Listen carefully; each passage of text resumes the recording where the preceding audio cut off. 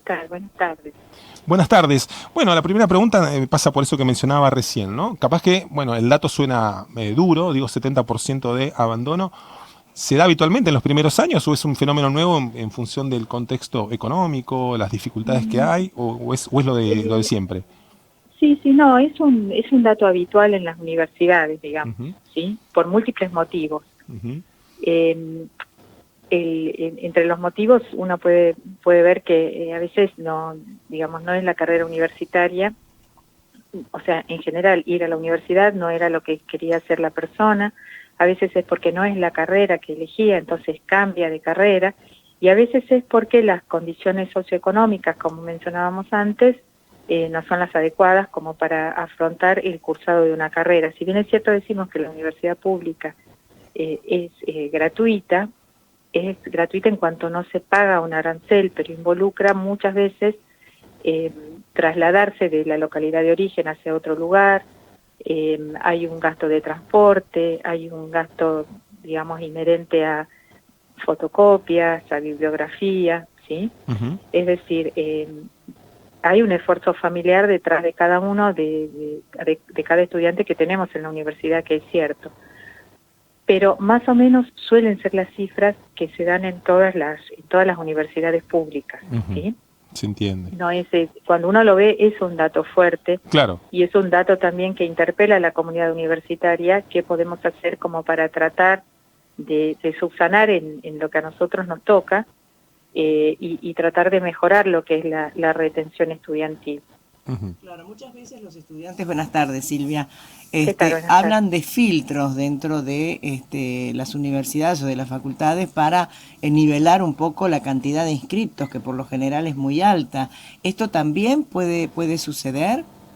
No, no, no, de hecho medicina tenía antes un examen de ingreso y más o menos era la misma proporción la que pasaba, Ujú. la que aprobaba. Ajá, Se tomó la decisión porque en realidad había una proliferación de academias que lucraban preparando estudiantes de medicina Ujú. para cursar ese examen de ingreso y a veces lo repetían 1, 2, 3 veces hasta que lograban entrar.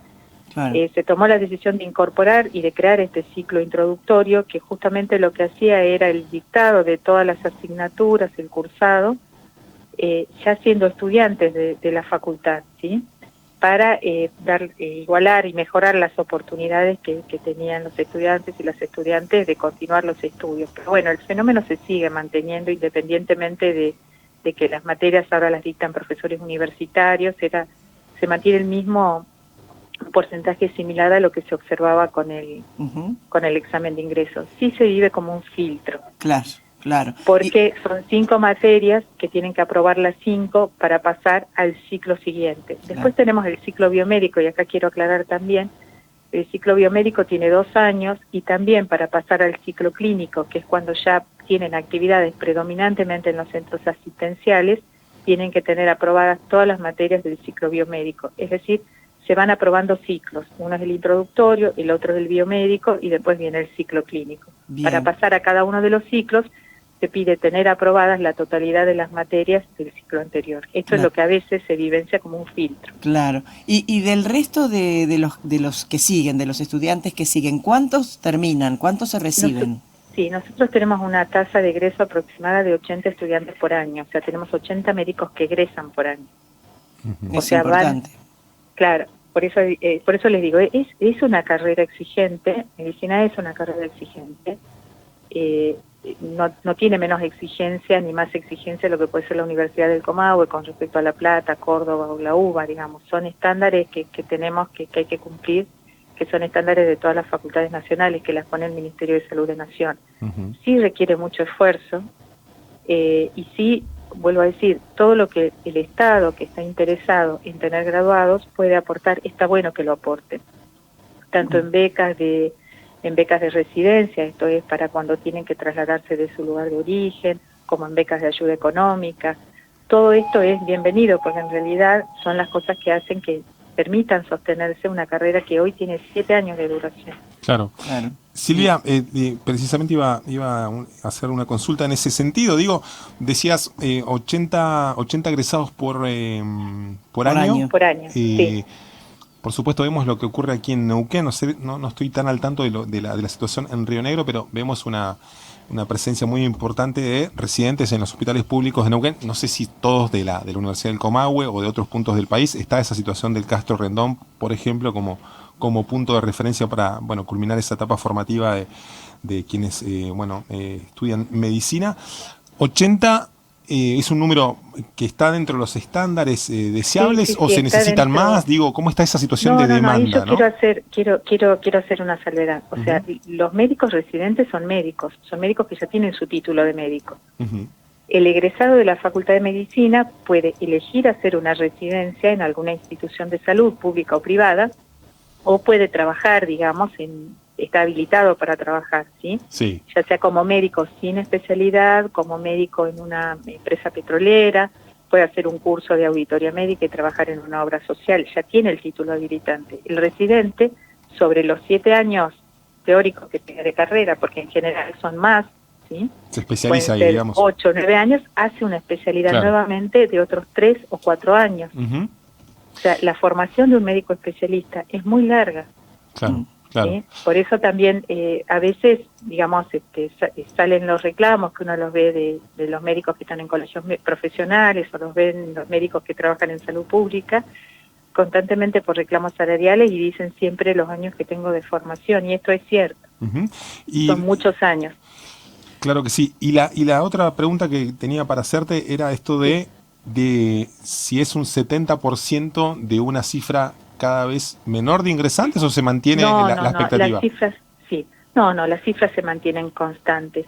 Puede oscilar, ¿sí? Por ejemplo, años podemos tener 850 ingresantes, otros años podemos tener 700 o 900, Ujú. oscilan. Un año podemos tener 80 egresados, otro año 90, pero más o menos esas son las cifras que oscilan. Y con las otras Ya se carreras de mantiene una salud, constante, ujú, sí. con las otras carreras de ciencias médicas como psicología y no sé qué otra odontología, ¿está también? No, nosotros tenemos solamente medicina. Solo Odontología medicina. pertenece a la Universidad de Río Negro y psicología a la Facultad de Ciencias de la Educación. Ah, bien, bien, bien. Quería saber si el No porcentaje era tengo, similar. pero digo, digamos, esa tasa de abandono del primer año es más o menos constante en todas las universidades públicas. Claro, claro. Pero también nos interpela, ojo, o sea, ¿qué cosas podemos hacer? Y una de las cosas Claro. que aparece es, por ejemplo, tener títulos intermedios, ¿sí? Ujú. O sea, yo les doy un ejemplo. La carrera tiene, yo siempre digo teórico 7 años, ¿sí? Porque son pocos los que la hacen en 7 años. Sí. Pero tiene teórico 7 años, y si uno abandona a los 6 años, que es un ex estudiante de medicina. Entonces, Claro. tenemos que buscar títulos intermedios, que esas son las propuestas que estamos trabajando, Ujú. para que con 1 o 2 materias puedan acceder a otra carrera, digamos, que tenga un título más corto. Claro. Hay muchas carreras de pregrado que podríamos articular como como un acompañante terapéutico, un asistente familiar, o sea, distintas figuras que serían importantes poder articularlas con la carrera Claro. de medicina, para aquel que no llegue a terminar o para aquel que quiera tener un título intermedio que le permita tener una salida laboral. Exacto. Y hacer la carrera más tranquila. Exacto.